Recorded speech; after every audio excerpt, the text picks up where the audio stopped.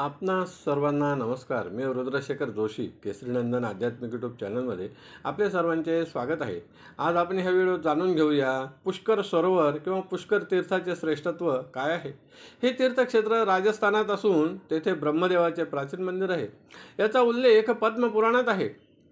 यथा सुराणाम सवेशा मादिस्तु पुरुषोत्तमा तथैव पुष्करम राजसतीर्थानाम आदि रुच्यते. अर्थात जसे सर्व देवांचे आदिदेव पुरुषोत्तम आहे तसे सर्व तीर्थांचे आदितीर्थ पुष्कर तीर्थ आहे.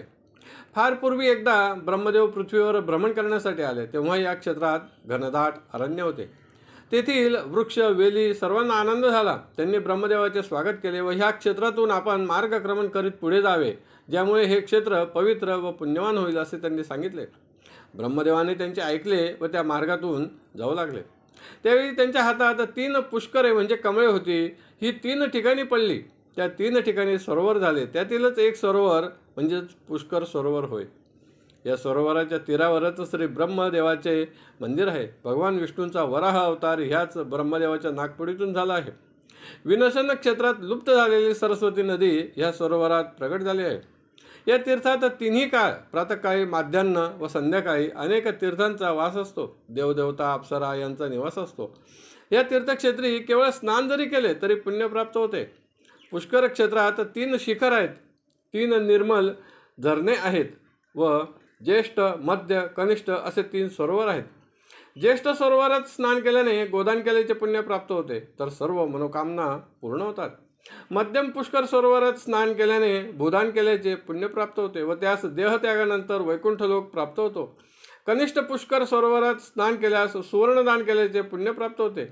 या व्यतिरिक्त देखील या क्षेत्रात अनेक तीर्थक्षेत्रे व सरोवरे आहेत.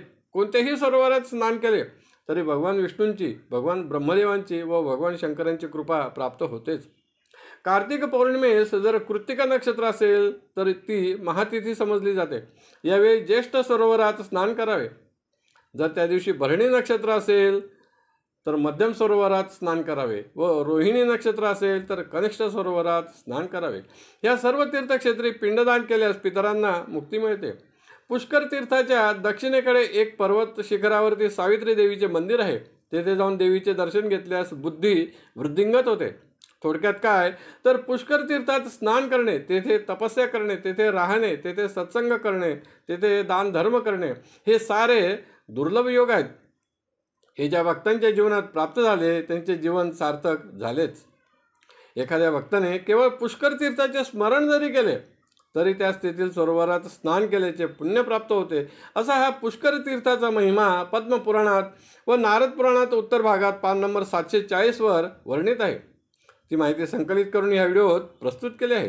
आपणास आवडली असेल तर जरूर लाईक करा, शेअर करा आणि व्हिडिओच्या खाली असलेल्या सबस्क्राईब शब्दावर जरूर क्लिक करा. धन्यवाद. नमस्कार. जय केसरीनंदन.